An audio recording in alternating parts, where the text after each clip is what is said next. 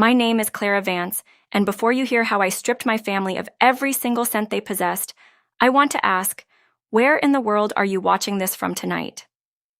Drop your city or country in the comments below, because no matter how far away you are, I know this story is going to hit close to home.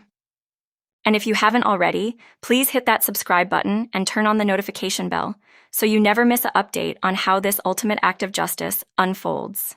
The clinical smell of iodine and antiseptic was the first thing that clawed its way into my consciousness. My throat felt like it had been scraped with sandpaper, and a dull, agonizing throb resonated from the base of my skull down to my lower back. I had spent 9 brutal hours under the surgeon's blade having titanium rods and screws fused into my spine to correct a degenerative condition that threatened to paralyze me. As the heavy fog of anesthesia slowly receded, my hand fumbled blindly across the cold tray beside my hospital bed, searching for my phone. When the screen finally illuminated the dim recovery room, the bright white numbers blared back at me. 73 missed calls. My heart did a strange, erratic flutter. 73 missed calls, all from my father, my mother, and my younger sister, Evelyn. For a fleeting second, a warm surge of foolish hope bloomed in my chest. I thought they were panicking about my surgery. I thought they were calling the nurse's station, frantic with worry, praying that I had pulled through the high-risk procedure. With trembling, IV-bruised fingers, I opened my notifications and tapped the audio icon on the solitary voicemail my father had left just 2 hours prior. I pressed the phone against my ear, expecting to hear my father's anxious voice asking if I was awake. Instead, his tone was deadpan, brisk, and entirely devoid of affection. "Clara, I hope the surgery went fine. Look, you were out cold, so we signed the papers for you. We sold your condo to pay for your sister's wedding. $425,000 gone. The wedding is just 3 weeks away, and the venue is threatening to cancel if we didn't clear the balance today. Your mother found the deed in your desk drawer last week, and since I'm listed as a secondary co-signatory from when you bought it fresh out of college, we handled the closing with a cash buyer who was ready to wire the funds immediately. Don't cause a scene. Evelyn deserves her dream wedding, and you can always buy another place once you're back on your feet. See you when you get discharged." The silence that followed the end of the beep was deafening. The air was sucked right out of my lungs, leaving me gasping as a wave of cold nausea washed over me. $425,000. My life savings, my home, the fully paid-off sanctuary I had slaved 80 hours a week for 5 years to secure, wiped out with a single fraudulent signature while I lay helpless on an operating table with my spine cut open. My father had co-signed the original loan paperwork a decade ago purely as a formality, but I had paid off every single cent of that mortgage entirely on my own. They hadn't called out of love. They had called to monitor the clock, waiting for the moment I was unconscious so they could steal my entire life to fund Evelyn's lavish, ridiculous, Instagram-obsessed dream wedding to a wealthy country club trust fund heir who didn't even like her.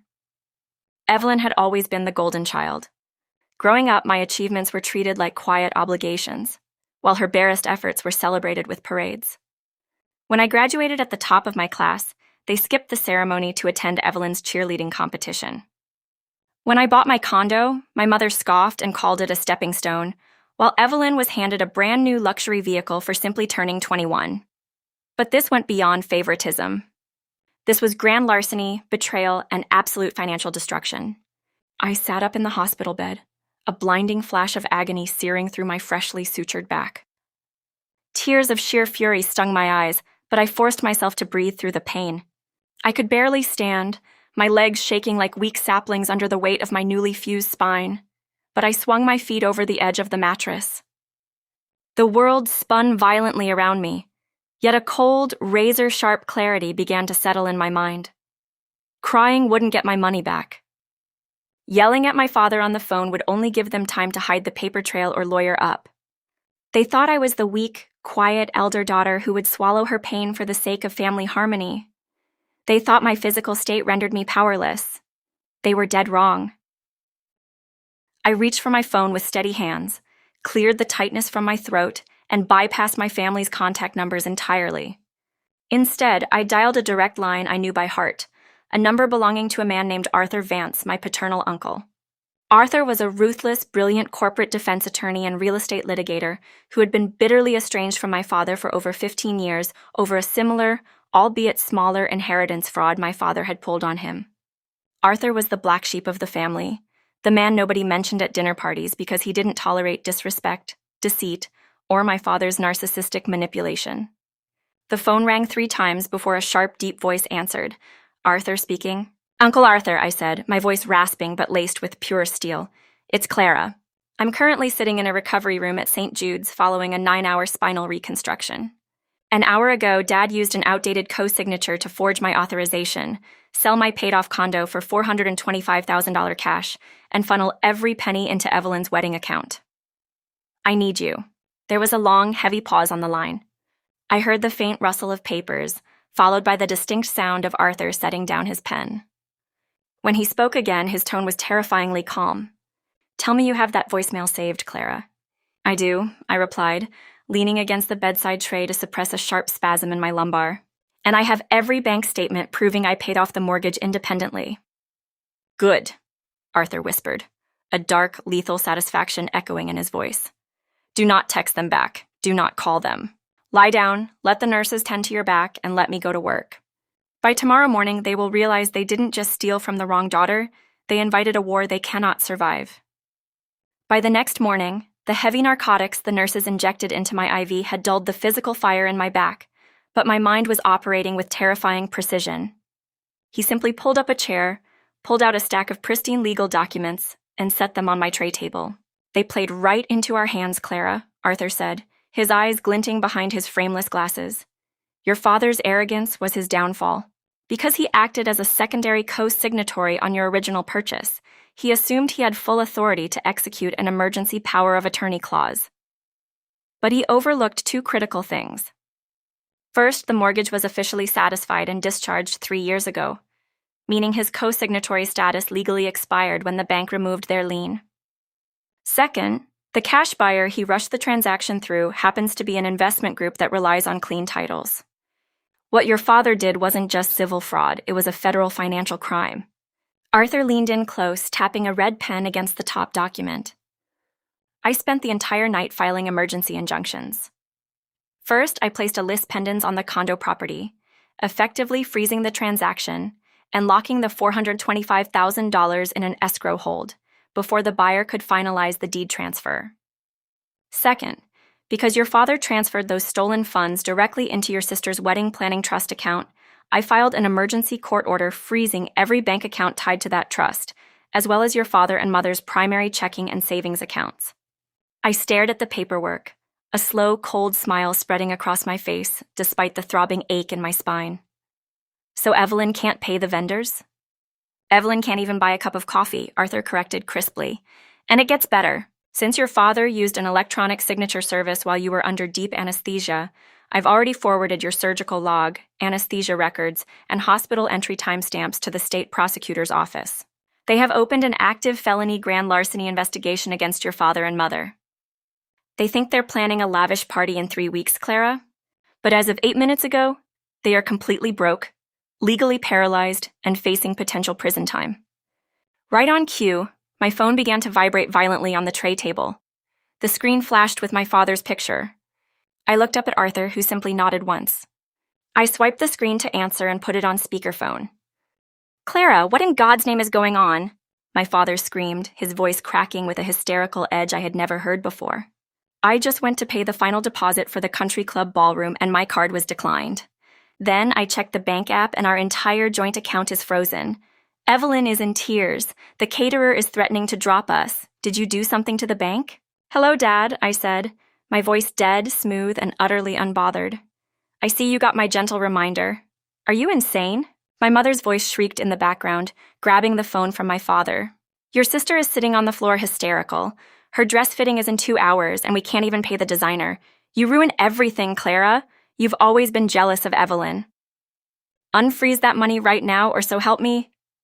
You stole $425,000 from me while I was cut open on an operating table, I interrupted, cutting her off like a blade slicing through paper. You forged my signature, committed real estate fraud, and left me a voicemail admitting to a felony because you thought I was too weak to fight back. You didn't just steal my home, Mom. You destroyed your own lives. It was for the family, my father roared back, taking the phone again. We were going to pay you back over time. Evelyn's fiancé comes from a high society family, Clara. If this wedding falls apart because of a payment issue, his family will cancel the marriage entirely. Do you want to destroy your sister's future over a stupid building? I don't care about her wedding, Dad, I said quietly. And you have 5 minutes to check your email, because my lawyer just served you with a formal notice of criminal indictment and a civil suit for damages. Lawyer? My father scoffed, though I could hear a sudden threat of terror wavering in his throat. What lawyer would take a case against your own parents on short notice? Uncle Arthur leaned down toward the speakerphone, his voice dropping an octave into a low, terrifying rumble. That would be me, Richard. Silence fell over the line so fast and heavy it felt like the air pressure in the room had dropped. I heard my father gasp, followed by my mother making a faint, choking noise. Arthur? My father stammered, his former bravado instantly collapsing into pathetic panic. Arthur, stay out of this. This is a private family matter. You made it a legal matter the second you committed fraud against my client, Richard. Arthur said smoothly. By noon today, sheriff's deputies will arrive at your house to serve you both with process papers. Furthermore, I have sent a formal legal disclosure to the parents of your precious groom, detailing the grand larceny charges currently pending against you and the fraudulent funds used to secure their venue. I believe they will find it quite enlightening. No! Arthur, please don't do that to Evelyn. My father pleaded, his voice breaking into frantic, desperate gulps. She didn't know. She knew, I spoke up, taking the phone off speaker and holding it close to my ear. She was sitting right next to you when you recorded that voicemail, Dad. I heard her laughing in the background. Enjoy the next 3 weeks. Because while you're worrying about a wedding, I'm going to make sure you spend the rest of your retirement behind bars. I hung up the phone before he could reply, turning off my cellular receiver entirely. I looked out the hospital window at the bright morning sun reflecting off the skyline. The physical pain in my back was still there, constant and sharp, but deep inside my chest, a dark, satisfying flame had been ignited. My family had spent my entire life taking from me, my happiness, my accomplishments, my peace of mind, assuming I would always bend until I broke. They had taken my condo while I was asleep, but now that I was awake, I was going to take everything else they owned. Over the next 14 days, my recovery was grueling, but every painful step I took down the hospital corridor felt like a victory march toward their ultimate ruin. While the physical therapist helped me relearn how to walk upright with my newly reinforced spine, Uncle Arthur was busy dismantling my family's lives piece by agonizing piece. The repercussions of Arthur's letter to the groom's family were immediate and brutal. Evelyn's fiancé, Julian, belonged to a prestigious dynasty of corporate bankers who valued public reputation above all else. Within 24 hours of receiving the certified legal disclosure detailing the felony fraud charges, grand larceny investigations, and frozen trust accounts, Julian's parents canceled the engagement entirely. They pulled their funding, scrubbed the wedding announcements from the local papers, and stripped Evelyn of her access to the country club.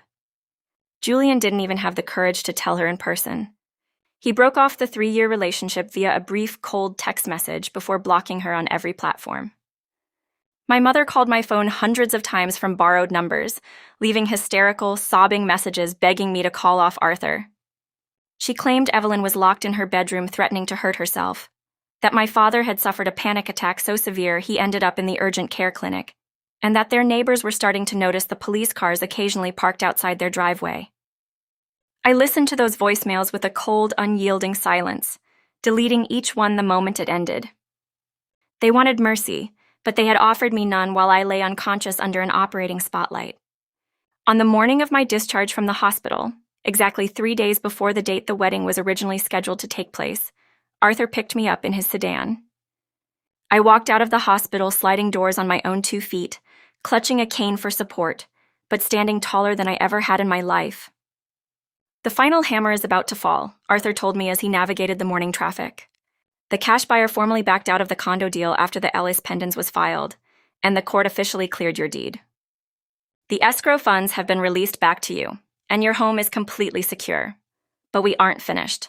We drove directly to my parents' house, the suburban home I had grown up in, a property my father had foolishly taken out a secondary home equity loan on 2 years prior to finance Evelyn's lavish lifestyle.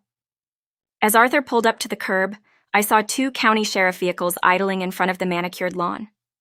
My heart hammered with a dark, surging adrenaline. We stepped out of the car and walked up the paved driveway just as the front door swung open. 2 uniformed deputies emerged, flanking my father and mother. My father was in handcuffs, his head bowed, his face gaunt and pale, stripped of every ounce of the smug authority he had wielded over me for decades. My mother followed behind him, her eyes swollen and bloodshot, weeping loudly as a third officer held her arms behind her back. Behind them in the doorway stood Evelyn. Her hair was a matted disaster, her mascara smeared down her cheeks, wearing the silk bridal robe she had bought for a wedding that would never happen. When her eyes caught mine, her face twisted into a mask of pure, unadulterated hatred. "You monster," Evelyn screamed, her voice cracking as she stumbled onto the porch. "Look at what you did to Mom and Dad. Look at what you did to my life. You destroyed everything because you couldn't stand seeing me happy." I stopped at the base of the steps, leaning slightly on my cane, and looked up at her with complete, unshakable calm. "You didn't want happiness, Evelyn. You wanted my life. You wanted my home, my hard work, and my sacrifice to pay for your vanity. You and Dad thought I was just an open bank account you could rob whenever you wanted a shiny new toy. Clara, please," my father rasped, lifting his cuffed hands toward me in a pathetic gesture of desperation. "Tell them it was a misunderstanding. We're your parents. You can't let them take us to jail. We'll give you whatever you want." "You have nothing left to give me," I replied coldly. "Because of the civil judgment Arthur filed on top of the criminal charges, the court has placed a tax lien on this house to cover my legal fees and punitive damages for emotional distress. You're going to lose this house, Dad. You're going to lose your retirement. And you're going to do it all from inside a state correctional facility." My mother let out a sharp, guttural shriek as the deputies led her down the driveway and ushered her into the back of the cruiser. My father tried to turn back to look at me one last time, his eyes wide with horror, but the officer gently guided his head down into the back seat and slammed the door shut. Evelyn collapsed onto the porch steps, burying her face in her hands, sobbing uncontrollably as the police cruisers pulled away from the curb, their red and blue lights flashing against the quiet suburban trees. I turned my back on her, refusing to give her another second of my energy. I walked back to Arthur's car, settled into the passenger seat, and let out a deep, cleansing breath. The ache in my back was still present, a physical reminder of what I had endured, but as Arthur started the engine and drove us away from the wreckage of my former family, I felt lighter than air.